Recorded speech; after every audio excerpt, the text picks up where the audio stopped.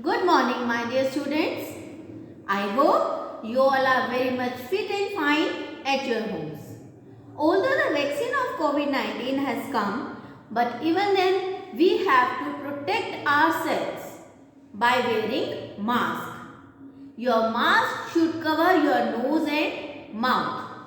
Use sanitizers and maintain social distancing when you are out of your house.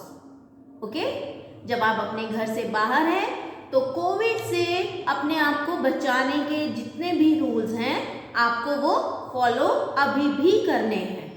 Okay Today we will learn paragraph writing given on page number 124 of your grammar book. What is paragraph writing? Paragraph is a set of sentences describing a thing. कुछ sentences हम लिखते हैं जो किसी चीज को describe करते हैं. That can be a thing, that can be a person, that can be a city, a country और anything else. If we are writing about internet we can write its advantages and disadvantages also. Okay तो हम एक paragraph में क्या करते हैं, किसी चीज को किसी पर्सन को डिस्क्राइब करते हैं. Here is a paragraph given on page number 124 and the paragraph name is I love India. In this paragraph a foreigner is expressing his or her views for our country. Once he had visited our country and he is explaining the qualities of our country. कोई foreigner हमारे India में आया होगा और उसने हमारी country के लिए कुछ लाइंस लिखी हैं, जैसे non for its culture, hospitality, history, food etcetera. These are not complete sentences. हमारी जो कंट्री है वो किस लिए जानी जाती है? कल्चर के लिए. हॉस्पिटैलिटी यानी हमारे जो कंट्री का स्लोगन है अतिथि देवो भव. हॉस्पिटैलिटी मतलब हमारे घर कोई आया है और हमने उसकी सेवा की है. हिस्ट्री जो हमारा इतिहास रहा है और खानों के लिए हमारी कंट्री को जाना जाता है. India is my favourite holiday destination. Each and every Indian city has witnessed history in its own ways. मतलब इंडिया की हर एक सिटी की अपनी एक हिस्ट्री है. आगरा के लिए क्या है? Shah Jahan chose Agra to build majestic Taj Mahal. Taj Mahal बनाने के लिए शाहजहां ने कौन सी सिटी को चूज किया? आगरा को. और the India Gate stands proud in New Delhi. New Delhi में क्या है? इंडिया गेट है. Hawa Mahal in Jaipur and the Golden Temple shines in Amritsar. हमारे यहाँ घूमने की बहुत जगह है ना, तो उन सब चीजों के बारे में वो अपने व्यूज बता रहा है. The list is captivating and endless. और लिस्ट उसकी बहुत लंबी है क्योंकि हर सिटी किसी न किसी चीज के लिए फेमस है. बाउंटीफुल कल्चर को एग्जिस्ट इन हार्मनी. मतलब हमारी कंट्री क्या है? Unity in diversity. Cultures, religions बहुत तरह के हैं हमारी कंट्री में और सभी को इक्वल रिस्पेक्ट दी जाती है और सभी को फ्रीडम है अपने रिलीजन को फॉलो करने की. As the climate changes from north to south so do the languages, dialects, clothing and rituals. जैसे नॉर्थ से लेके साउथ तक सारा क्लाइमेट चेंज होता रहता है, वैसे ही क्लाइमेट के साथ साथ रिचुअल्स, क्लोथिंग और लैंग्वेज सब कुछ चेंज होता जाता है, including food. Indian food is characterised by sophisticated and subtle use of many spices and herbs. हमारा फूड बहुत फेमस है, बहुत सारे स्पाइसेस यूज किए जाते हैं जो फूड में अलग अलग तरह का फ्लेवर ऐड करते हैं. In addition to this food is almost every country is easily available, making it a food friendly country. और हमारे यहाँ हर कंट्री का फूड इजीली मिल जाता है, तो इसे फूड फ्रेंडली कंट्री भी कहते हैं। इसीलिए हमारे यहाँ फॉरेनर्स बहुत टेंशन फ्री होकर आते हैं, क्योंकि उन्हें यहाँ पर इंडियन फूड तो मिलेगा ही, उन्हें अपनी कंट्री का फूड भी मिलेगा। Ingrained in history, traditions and values, India attracts people from the far distant corners of the world. जो उसकी हिस्ट्री और ट्रेडिशंस उसमें क्या इतनी वैल्यूज हैं कि वो अपने तरफ खींचता है बाहर की कंट्री के लोगों को। Everything about it is extraordinary and festive, making it the right place to visit. हमारे देश की हर एक चीज बहुत अनोखी है और उसे विजिट के लिए अट्रैक्ट करती है टूरिस्ट को। ठीक है, ये तो था वो पैराग्राफ जो सैंपल के लिए आपकी बुक में दिया गया है। Now you will write here that why do you love India. ये अब हम अपना पैराग्राफ करते हैं, why do I love my India. India is my mother country and I love it. India आपकी मदर कंट्री है ना, तो आपने बताना है कि इंडिया मेरी मदर कंट्री है और मैं उसे प्यार करती हूँ। It is known for its rich cultural heritage and natural resources. The natural beauty of India is enchanting with rivers, forests, green valleys and steep mountains. अब जो आपकी कंट्री को चीज़ें ब्यूटीफाई करती हैं उन चीज़ों का आपने बताना है, जैसे नदियाँ, जंगल, ग्रीन वैलीज और mountains. So many tourists are attracted by the country's beauty from every corner of the world. हमारी कंट्री में वर्ल्ड के सभी कॉर्नर से टूरिस्ट आते हैं। India is known for its monuments, historical heritage, yoga and spirituality also. हमारी country किसके लिए जानी जाती है? मॉन्यूमेंट्स। मॉन्यूमेंट्स है ना हमारी कंट्री में बहुत सारे, ताजमहल, रेड फोर्ट, ये सब है ना। और उसका जो हमारा हिस्टोरिकल हेरिटेज है, योगा, और सबसे ऊपर क्या है? स्पिरिचुअलिटी उसकी। The hospitality and tradition of the Indians are very well admired by everyone around the world. अतिथि देवो भव, यानी अगर हमारे घर कोई गेस्ट आया है तो वो हमारे लिए भगवान तुल्य है, भगवान के समान है।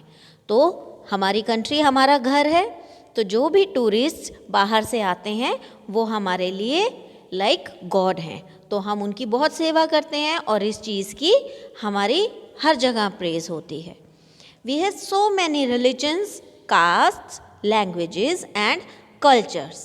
हमारे बहुत सारे रिलीजन्स है ना, भाषाएं भी बहुत सारी हैं, but everyone is treated equally, और सभी को इक्वल ही ट्रीट किया जाता है। We believe in unity in diversity. हम किस चीज़ में विश्वास करते हैं? यूनिटी इन डाइवर्सिटी में, यानी कि अनेकता में एकता। It is one of the biggest democratic nations and 7th largest country in the world. हमारी कंट्री क्या है? सबसे बड़ी डेमोक्रेटिक नेशन है और 7th लार्जेस्ट कंट्री है वर्ल्ड में। It is also known as Hindustan, Bharat and Aryavrat. इसे किस नाम से भी जाना जाता है? हिंदुस्तान, भारत और Aryavrat. I love my country and its people. मुझे अपने देश से और इसके लोगों से बहुत प्यार है। People together make a nation and I am proud to be an Indian. लोग मिलके एक नेशन बनाते हैं और मुझे गर्व है कि मैं एक भारतीय हूँ।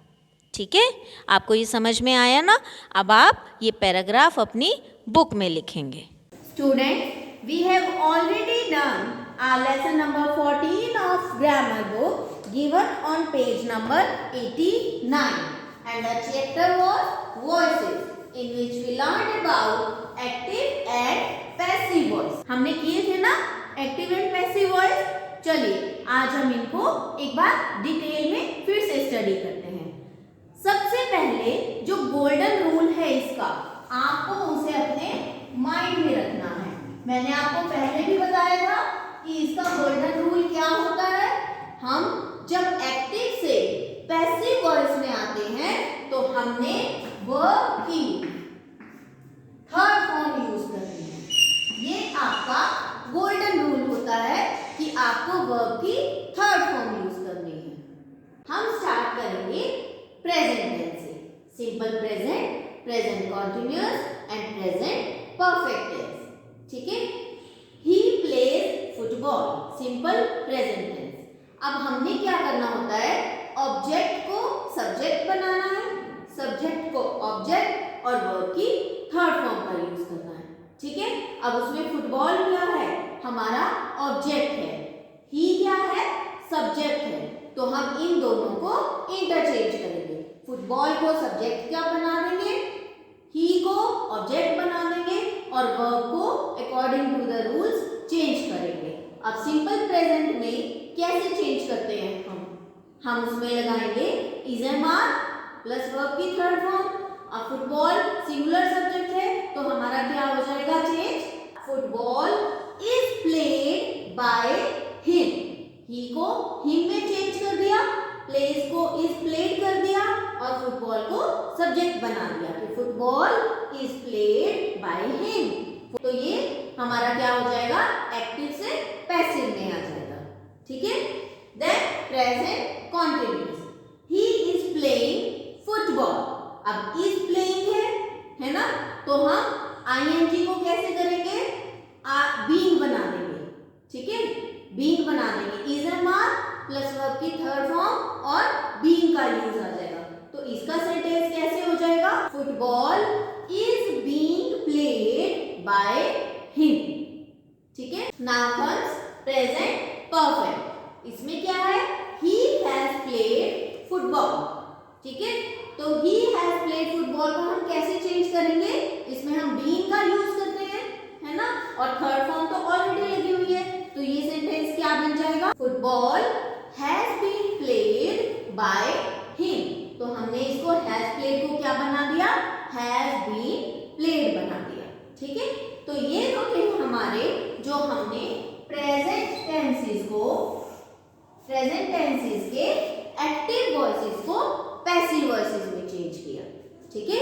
अब हम करेंगे पास्ट के सेंटेंसेस को कैसे चेंज करते हैं। Simple past tense, past continuous tense and past perfect tense. Past simple past tense, he played football. अब ही प्लेड सेकंड फॉर्म है। ठीक है।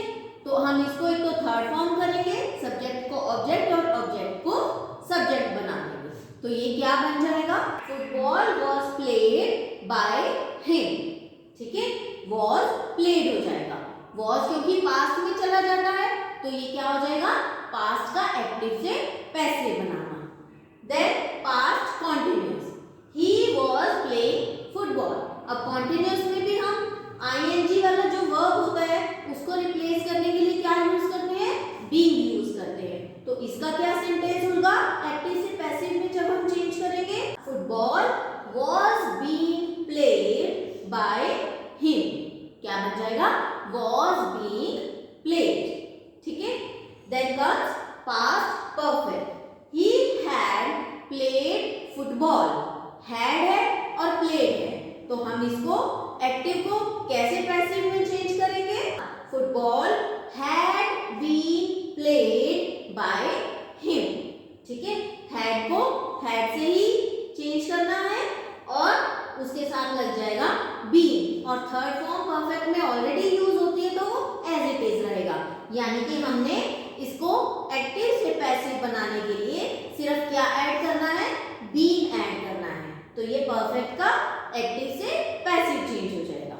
अब हम करेंगे फ्यूचर टेंस को एक्टिव से पैसिव में कैसे चेंज करना है। Simple future and future perfect tense.